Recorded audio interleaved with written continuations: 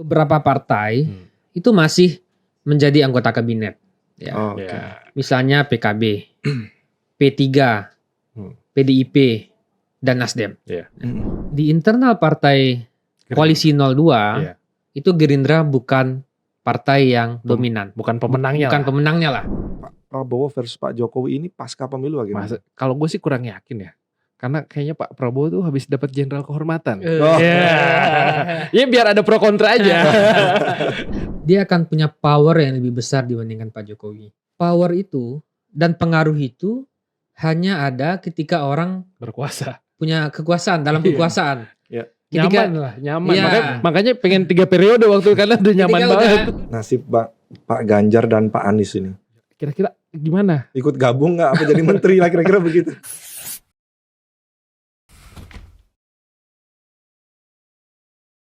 Arya Fernandes, Ketua Departemen Politik dan Perubahan Sosial CSIS. Selamat datang Bang Arya di Podcast Merdeka. Baik, terima kasih. Makasih Bang Mas Arya Angga. sudah hadir. Terima kasih. Kita kedatangan tamu dari CSIS nih bro. Nah kita akan ngobrolin politik pasca pemilu. Yep. Ya, karena masih panas bro. Tetap. Perlu diademin ya? Jangan dong. Jangan ya. Kalau politik serunya kan memang yang panas Bang. Kalau nggak panas ya nggak politik katanya. Iya. Karena justru politik Indonesia tuh dikenal panas. Iya. Tapi biasanya akhir-akhirnya udah adem. Iya. Bahkan langsung dijadikan menteri. Dari oposisi tuh. Sis, Ya. langsung kasih yang panas-panas sis buat Arya sis. Ya kan pasca pemilu kan biasanya agak lumayan adem. Yap. Karena sekarang kalau kita ngelihat isunya Bang Arya itu kan masih rame. Justru ramenya sekarang itu lebih kepada peta politik. Yap. Setelah pasca orang sudah tahu pemenangnya versi quick count misalkan walaupun masih menunggu hasil resmi dari KPU, tapi setidaknya dari hasil quick count kan sudah terlihat siapa pemenang Pilpres yaitu Pak Prabowo kalau kita lihat dari hasil quick count itu. Tapi yang menarik adalah sekarang peta politik partai-partai politik. Yep. Ini nanti masih pada setia perubahan atau setia ke 01 atau 03 atau petanya ya akan seperti ini, akan ada oposisi dan ada pro pemerintah mendukung pemerintah, atau nanti mereka jangan-jangan ujung-ujungnya gabung semuanya. Bang Arya melihat soal peta politik pasca pemilu ini nanti bagaimana? Baik, saya kira sekarang situasinya menjadi tidak pasti ya. Tidak pasti karena beberapa hal. Tapi sebelumnya saya ingin bahas dulu test case pertama soal apakah akan terbentuk 2 poros nanti ya, poros koalisi dan poros oposisi. Test case pertamanya itu adalah hak angket. Oke. Nah, kalau misalnya nanti dalam sidang di DPR, sidang pengajuan hak angket gitu ya, berhasil mencapai syarat untuk pengajuan, itu mungkin ada indikasi poros oposisinya akan menguat. Tetapi kalau angketnya justru tiba-tiba layu sebelum berkembang, melempem gitu ya, dan sepertinya ada indikasi ke sana, itu mungkin situasi bisa berubah. Nah artinya mungkin kelompok oposisi tidak akan begitu kuat. Gitu ya. Indikasinya misalnya kita lihat ya, misalnya pertama kemarin di sidang paripurna DPR pasca reses itu PDIP tidak hadir, Ibu Puan tidak hadir mungkin karena ada sedang di Paris ya. Tapi secara formal PDIP kemarin juga menurut saya belum menunjukkan sikap yang lebih tegas. Walaupun memang dia mengusulkan untuk hak angket digulirkan. Belum menunjukkan posisi yang terang benderang, yang tegas, yang firm soal apakah PDIP akan mengusulkan atau menjadi pengusul utama hak angket. Indikasi kedua itu kalau kita lihat dari pernyataan Partai Nasdem, ya. Beberapa jam setelah sidang paripurna itu ditutup, ya, di media kan beredar beberapa pernyataan ya dari elit Partai Nasdem bahwa elit Partai Nasdem tanpa PDIP pun Nasdem akan terus memperjuangkan hak angket. Jadi mulai ada semacam indikasi bahwa tidak mudah bagi partai-partai di 01 dan 02 untuk bisa mendorong hak angket ini. 03. Iya, 01 dan 03. ya. 01 dan 03. 02 lagi menang. 02 lagi menang. Nah, terkait pertanyaan tadi. Ya. Kenapa nggak pasti situasi? Kenapa situasinya nggak pasti? Indikasinya apa? Indikasinya apa? Indikasi yang pertama itu beberapa partai itu masih menjadi anggota kabinet. Ya. Misalnya PKB, P3, PDIP, dan Nasdem. Ketiganya masih menjadi anggota kabinet sampai Oktober 2024. Dan presiden masih juga populer dan powerful. Ya. Nah, dengan situasi seperti itu, tentu partai akan berpikir juga, apakah mereka akan menggulirkan hak angket? Ya, hak angket tentu targetnya adalah eksekutif. Ya. Dengan situasi presiden masih populer dan masih powerful, apakah partai berani mengambil resiko untuk menggulirkan hak angket? Tentu akan ada dampak-dampak politiknya. Misalnya mungkin ada krisis mitigasi yang dilakukan oleh eksekutif gitu ya. Atau mungkin karena akan ada pilkada, mungkin partai berhitung juga jangan-jangan kalau kita gulirkan hak angket ini dampak buruknya lebih besar, misal gitu ya. Jadi atau risiko lainnya reshuffle kabinet. Bisa saja misalnya dalam beberapa bulan, 6 bulan sebelum ini presiden akan melakukan reshuffle misalnya. Jadi keraguan itu sebenarnya ada di internal partai itu sendiri dong. Banyak ganjelannya sepertinya kalau banyak ganjelannya. Penjelasan Bang Arya. Itu yang membuat tidak jelas itu tadi. Itu yang membuat tidak jelas. Itu yang membuat partai berpikir panjang untuk menggulirkan hak angket. Nah, tapi situasi lainnya saya kira soal ada juga asumsi yang ada juga pikiran yang ada juga semacam asumsi yang melihat bahwa move ini adalah usaha yang dilakukan oleh partai untuk membangun deal dengan Pak Prabowo misalnya. Bagian dari bergen. Bagian dari bergen.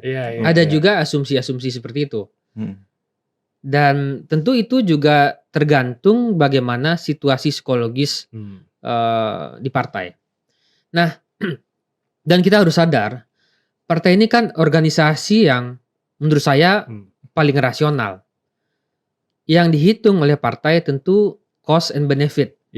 Apakah pilihan untuk menggulirkan hak angket itu akan memberikan benefit atau justru menimbulkan cost atau risiko. Nah, jadi analisis terhadap political risk di partai itu jadi sesuatu yang paling penting. Jadi kalau dianggap menggulirkan hak angket itu lebih menguntungkan secara politik, partai tentu akan tempuh. Tapi kalau mungkin benefitnya nggak banyak, risknya lebih banyak, partai mungkin akan tarik ulur dulu, gitu ya. Apalagi kalau udah wacananya, wah sudah berani melawan Presiden Jokowi, wah itu tuh udah karena sedang populer sekali kan, bisa jadi fireback gitu kan. Tapi menurut saya dalam situasi seperti ini tentu hak angket itu memang hak yang diberikan oleh undang-undang.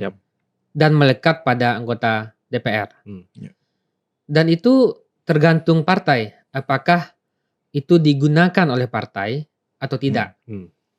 Karena kan prosesnya akan panjang juga. Pertama, ada proses pengusulan, 25 anggota di 2 fraksi ya. Dan ada proses apakah itu bisa dilanjutkan. Itu harus disetujui oleh setengah dari yang hadir ya kalau nggak salah ya. Dan ada proses pengesahannya gitu. Jadi prosesnya juga agak panjang. Nah, jadi sementara pada saat sisi yang lain sekarang itu atau juga situasinya jangan-jangan itu kita terlalu berasumsi ini akan rumit. Jangan-jangan partai sekarang lagi menunggu waktu yang tepat juga. Kenapa begitu? Karena sekarang ada time frame-nya jadi penting ya. Yep. Sekarang itu adalah waktu yang sangat-sangat krusial bagi partai.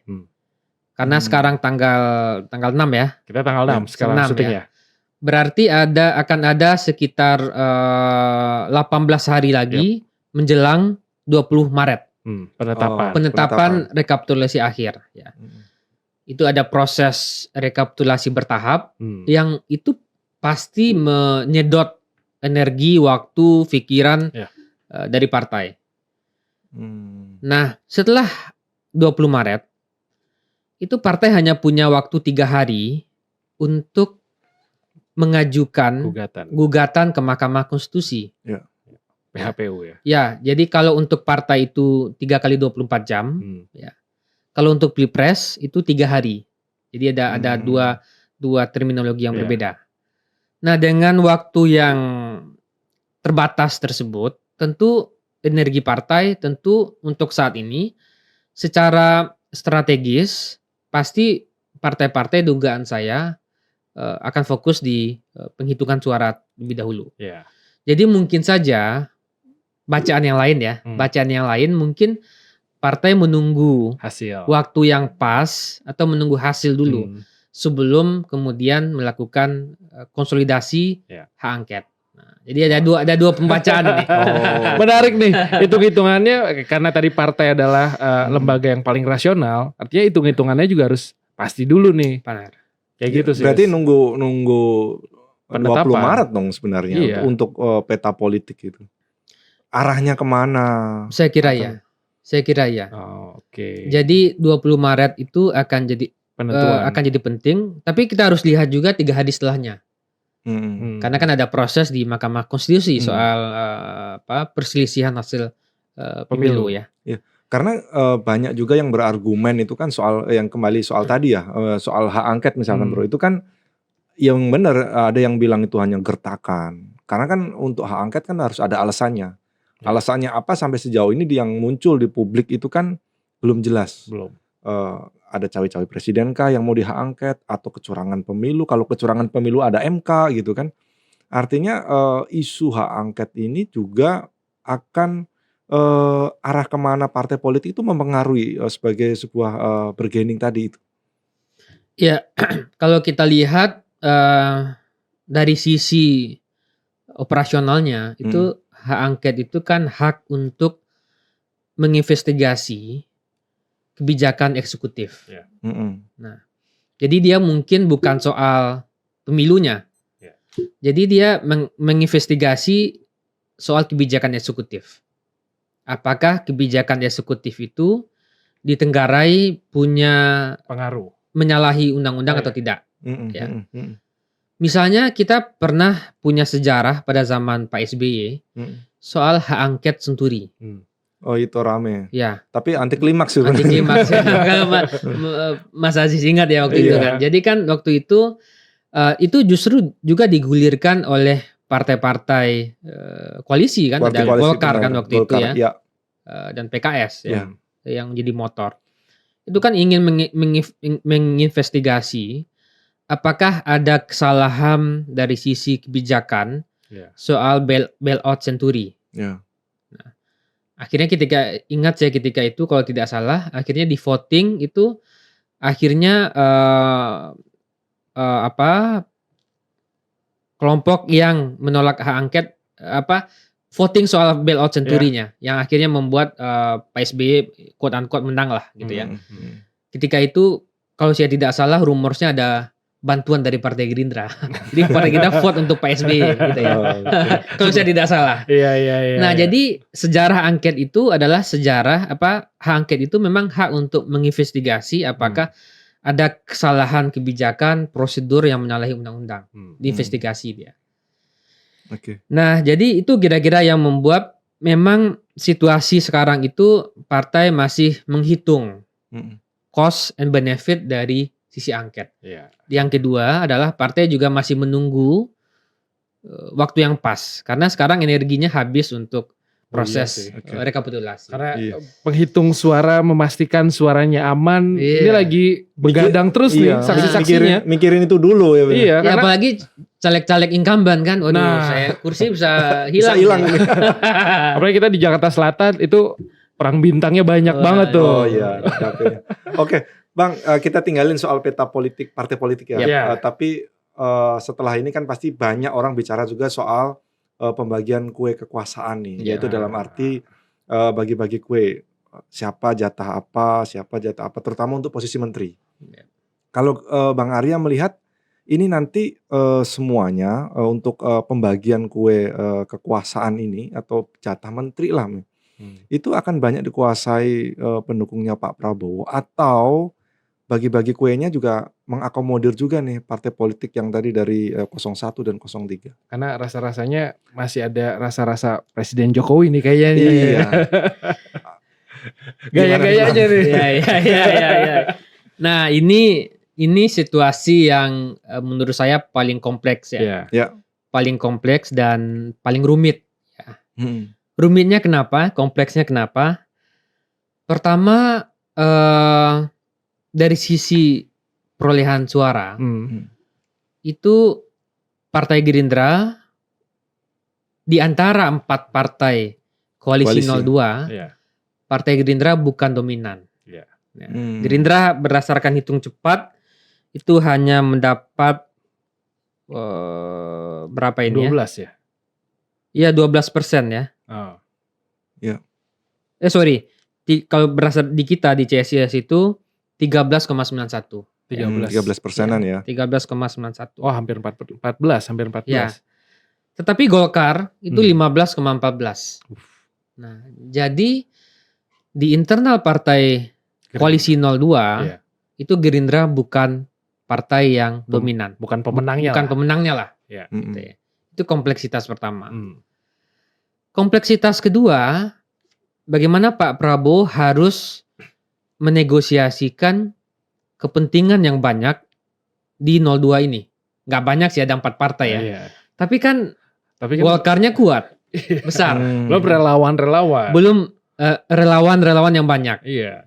Belum dari bisnis community interest. Ya. Belum juga yang agak sulit juga bagaimana juga menegosiasikan interest juga dari sisi Pak Jokowi dan Pak Gibran. Pak Gibran. Itu kayaknya izin paling berat kayaknya ya. Setuju nggak nih Pak? Ini sengaja saya taruh paling belakang. Iya. Padahal mungkin paling depan ya. Iya. Nah, jadi menurut saya situasi ini sangat kompleks ya. Karena 3 kompleksitas tersebut ya. Gerindra bukan partai pemenang di 02-nya. Ada Golkar. Ada Golkar yang juga justru lebih akan berpengaruh, dominan banget, dominan nanti gitu ya. Dan yang paling berat seperti tadi terakhir, restu Pak Jokowi gitu.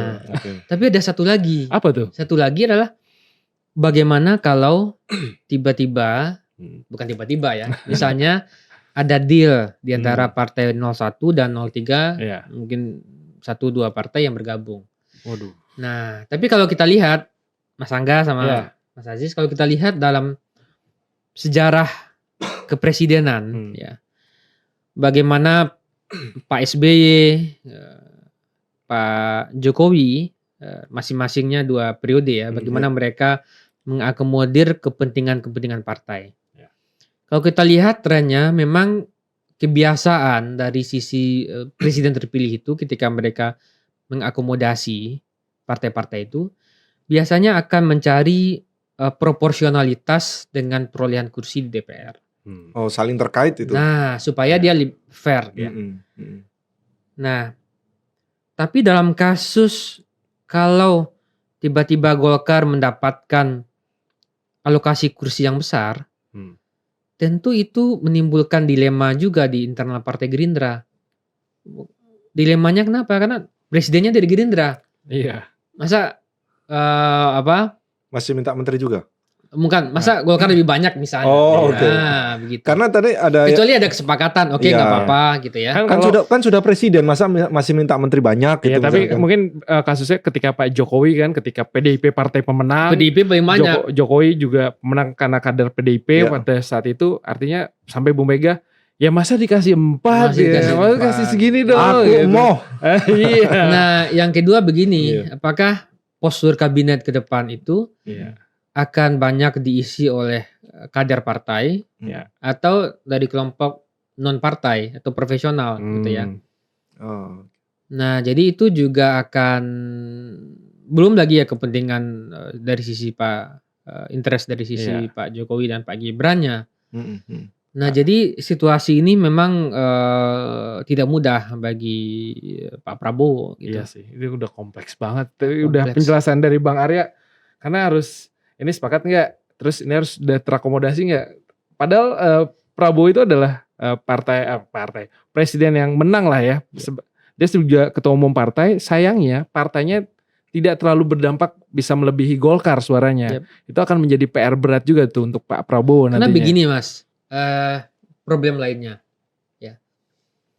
Ketika di DPR, ketika suara dikonversi jadi kursi, dengan angka seperti ini tentu Golkar akan lebih tinggi ya. Tinggi. Iya. Malah kabarnya dibanding PDIP sendiri. Ada potensi. Ada potensi ke sana.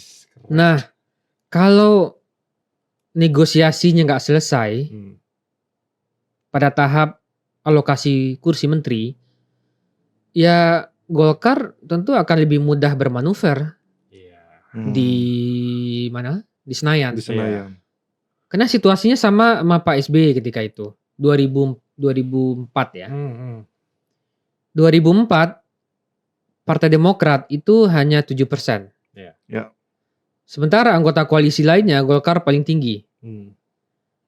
Nah, tapi kalau negosiasinya selesai, wah, mudah-mudahan baik lah. Lancar tuh ya. Lancar. Berarti Pak Prabowo harus baik-baik sama Golkar artinya. ternyata penyusunan kabinet nggak segampang udah kamu jadi menteri. Nggak segampang. Udah Gerindra 3 menteri, Golkar 4 menteri gitu. Nggak segampang itu ternyata. Itu.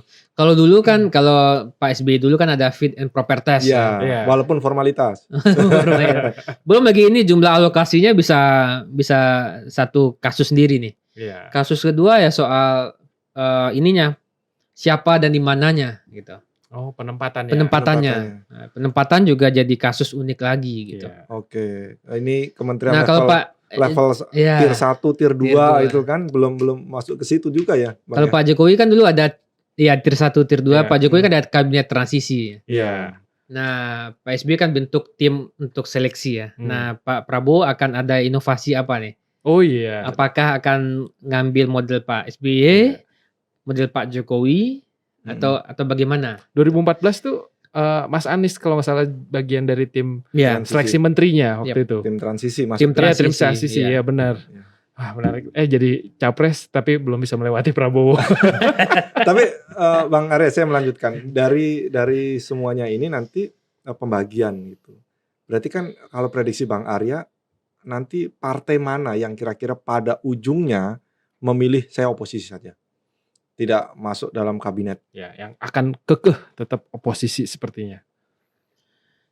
Yang paling mungkin tentu PDI Perjuangan ya. Oke.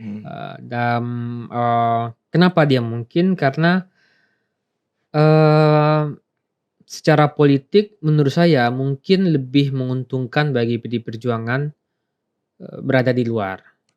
Ya. Karena setelah ini kan ada event pilkada lagi. Ya. Nah, dan itu mungkin akan memberikan dampak elektoral juga bagi daerah-daerah tertentu, ya. Daerah-daerah besar misalnya, daerah-daerah gemuk pemilih gitu ya. Dan yang kedua kalau kita lihat gestur politik PDI Perjuangan ya, yang tampak dari pernyataan-pernyataan elit PDI Perjuangan gitu ya. Dan juga bagaimana PDI Perjuangan melihat proses politik dan pemilu sekarang ini, itu mengindikasikan sepertinya probabilitasnya PDI Perjuangan untuk berada di luar kabinet itu sepertinya lebih besar. Ya. Yang kedua mungkin PKS menurut saya ya. Pasti. Nah, Respect PKS. ya. Nah, yang lain mungkin masih bisa dikomunikasikan. Artinya kita akan melihat mungkin ya, PDIP dan PKS bersatu di oposisi. Tapi untuk Nasdem dan PKB? Nasdem dan PKB peluangnya masih terbuka di luar dan di dalamnya. Tapi menurut saya begini juga, menurut saya ke depan itu kita juga perlu parlemen yang kuat ya. Dan parlemen yang kuat itu salah satunya ditunjukkan dengan oposisi yang juga kuat. Kenapa kita perlu parlemen yang kuat? Karena kita butuh kekuatan legislatif yang memberikan kontrol pada eksekutif. Iya sih. Dan itu yang nggak terjadi dalam 10 tahun terakhir. Sangat terasa. Karena alasannya kan biar stabil, Bang. Tapi akhirnya nggak ada yang mengkontrol. Nah, dan akhirnya banyak kebijakan yang tanpa ada diskusi langsung gol. Yang penting stabilitas politik terjaga. Eranya siapa sih? Tapi kalau untuk P3 itu juga ada kemungkinan juga gabung ke pemerintah. Kalau dilihat dari karakternya gitu. Karena yang punya sejarah oposisi kan PDIP, Nasdem, ya waktu kalau Gerindra sekarang kan udah di pemerintah ya. PKS sudah teruji PKS 10 tahun ini. Sudah jadi oposisi. PKB nih yang belum nih. PKB kan selalu pro pemerintah. Apakah PKB akan latihan menjadi oposisi tahun ini? Nah, kalau saya sih melihatnya ya kita perlu melembagakan lah kekuatan oposisi ini ya. Ya tujuannya supaya ya dalam demokrasi itu kan ada fungsi kontrol ya. Dan kontrol itu menjadi penting supaya ada perspektif yang berbeda yang ditawarkan oleh kekuatan non pemerintah. Ya. Dan itu tentu bisa baik karena ada kontestasi, ada perdebatan, ada kontestasi ide di parlemen gitu. Kalau semuanya satu suara aja, ya susah. Mungkin bisa mencontoh itu kali Sis. Uki kan kemarin bilang dari PSI ketika di Jakarta tuh justru banyak anak muda yang pilih PSI, tapi presidennya bukan dari PSI. Gitu. Jadi karena pas lagi di Jakarta dirasa lebih sehat. Jadi pemerintahannya di jalan terus itu ya Uki kemarin kita sempat jadi narasumber kita juga. Mungkin inginnya itu kali. Itu cukup ideal lah lihat Jakarta pada saat itu. Eranya Pak Anies dan PSI yang ramai sekali. Sekarang kemana PJ Gubernur? Oke, Bang Arya, saya mau tanya soal lain nih. Pasca pemilu juga yang sedang ramai itu adalah sekarang netizen katanya menyebutnya itu the real battle sekarang itu bukan lagi antar capres. Tapi katanya Pak Prabowo versus Pak Jokowi. Bahkan beberapa media sudah meramaikan itu. 2 hari pasca pemilu kalau nggak salah saya baca di Nike Asia itu misalkan itu sudah mengulas tentang nanti yang sengitnya ini justru pasca pemilu adalah Pak Prabowo versus Pak Jokowi. Dalam artian berebut pengaruh. Walaupun nanti Pak Jokowi sudah nggak menjadi presiden maupun dalam masa transisi sekarang itu pengaruh Pak Jokowi ada yang menyebut masih sangat kuat untuk dalam tanda kutip cawe-cawe ikut dalam pembentukan kabinet misalkan. Bang Arya melihatnya Pak Prabowo versus Pak Jokowi ini pasca pemilu bagaimana? Kalau gue sih kurang yakin ya. Karena kayaknya Pak Prabowo tuh habis dapat jenderal kehormatan. Ya biar ada pro kontra aja. Nah, Bang Arya yang bagaimana nih melihatnya gitu? Oke, saya kira Pak Prabowo masih butuh Pak Jokowi. Karena beliau sadar betul bahwa pencapaian di Pilpres sekarang itu salah satu kontributor utamanya tentu adalah Pak Jokowi. Supportnya ya, endorse-nya mungkin juga ya. Dan beliau pasti akan memberikan posisi yang penting dan strategis pada Pak Jokowi. Dan saya melihat juga dari sisi Pak Jokowinya juga mungkin menyadari juga bahwa setelah Oktober 2024 itu beliau tidak lagi menjadi presiden. Iya. Dan pasti akan ya mungkin sebulan 2 bulan sebelumnya sudah mulai undur diri gitu ya. Udah mulai lemdak lah. Iya, Lemdaknya ya. telat. Iya. Udah mulai kasih ruang ke Pak Prabowo lebih banyak lah ya kan. Apakah yang menjadi pertanyaan publik sekarang, apakah akan terjadi matahari kembar? Iya. Menurut saya enggak juga ya.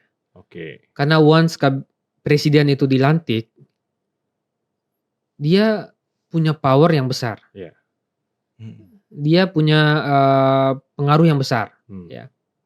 Itu langsung udah situasi pasti berubah. Dan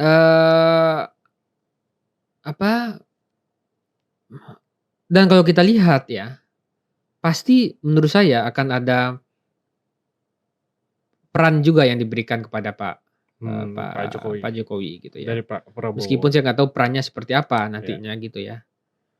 Tapi menarik. Tapi kan gini bro, banyak yang mengait-ngaitkan kan sekarang dengan peristiwa di Filipina, ya kan? Karena publik kalau menangkap tidak sesederhana politik di Indonesia sekarang ini dalam konteks Pak Jokowi dan Pak Prabowo misalkan, itu kan dengan adanya Mas Gibran sebagai cawapres, itu kan semacam walaupun tidak lagi menjadi sebagai presiden gitu kan, ada Mas Gibran gitu. Anaknya presiden nantinya. Anaknya mantan presiden gitu. Yang kita tahu juga posisi wapres sebenarnya kan nggak punya power seperti presiden. Nah ini kan tidak bisa dilihat secara kasat mata yang nanti hubungannya baik-baik saja gitu. Selalu muncul hal-hal yang jangan-jangan nanti pasti akan ada friksi-friksi yang kurang pas antara Pak Prabowo dengan Pak Jokowi gitu.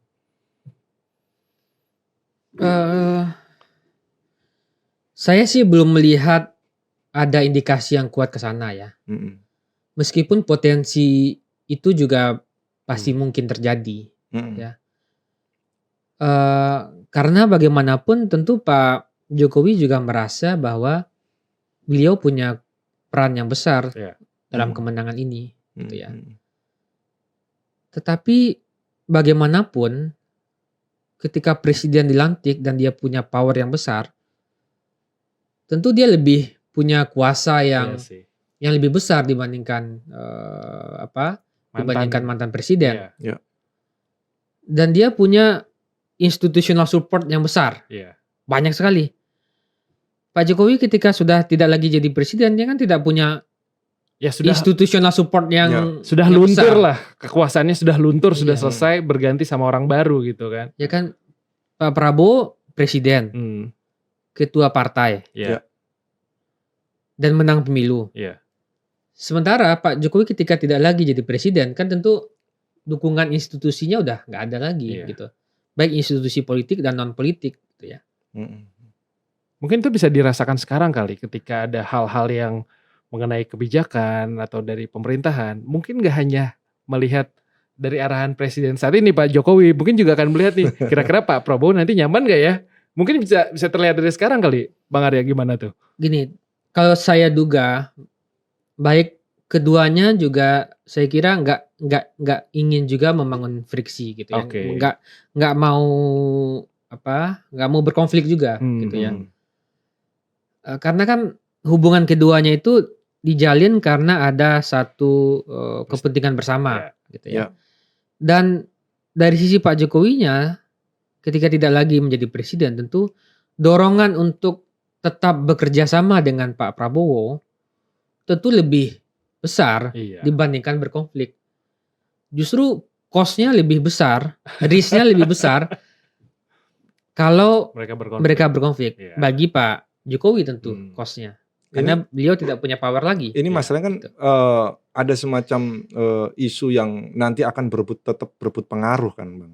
Dalam artian itu kenapa sempat muncul isu juga walaupun nanti nggak jadi presiden misalkan Pak Jokowi masih punya pengaruh besar. Nah itu kenapa muncul isu juga misalkan di media itu Di internasional tuh ya, bahkan. Ya itu sampai nanti Pak Jokowi kabarnya akan mengambil alih partai politik misalkan sebagai ketua umum karena kan punya power. Karena kalau kita lihat sebagai wapres misalkan Mas Gibran nanti nggak akan punya power apapun gitu. Beda dengan ketika wapres itu sebagai ketua umum partai politik seperti ketika Pak JK justru muncullah dulu isu matahari kembar karena posisi Pak JK kan waktu itu sebagai ketua umum partai politik gitu. Setelah nggak jadi ketua umum partai politik, rasanya juga akan beda. Ketika wapres-wapres tidak menjadi pimpinan partai politik, itu semacam powernya nggak ada gitu. Nah, ada nggak mungkin analisis dari Mas Bang Arya gitu, semacam nanti akan tetap pengaruh Pak Jokowi maupun Pak Prabowo itu juga saling berebut pengaruh gitu. Pengen ada kontrol ke pemerintah, mengontrol pemerintah dalam artian. Saya kira enggak ya. Maksudnya gini, ketika Pak Prabowo dilantik, dia akan punya power yang lebih besar dibandingkan Pak Jokowi. Oke. Karena ketika Pak Jokowi sudah berakhir masa jabatannya, pertama dia akan kehilangan institutional support, ya kan? Yang kedua, power itu dan pengaruh itu hanya ada ketika orang berkuasa. Punya kekuasaan, dalam kekuasaan. Ketika, nyaman. Makanya pengen 3 periode waktu karena udah nyaman banget. Udah nggak ada jabatan, itu orang kehilangan powernya pelan-pelan gitu ya. Nah soal Golkar, kalau memang ada indikasi, kalau memang ada interest intensi Pak Jokowi menjadi ketua umum Partai Golkar, menurut saya itu akan dilakukan sebelum Oktober 2024. Nah tinggal kita lihat nih, apakah kan Kongres Munas Golkar itu akan dilakukan Desember 2024. Desember biasanya.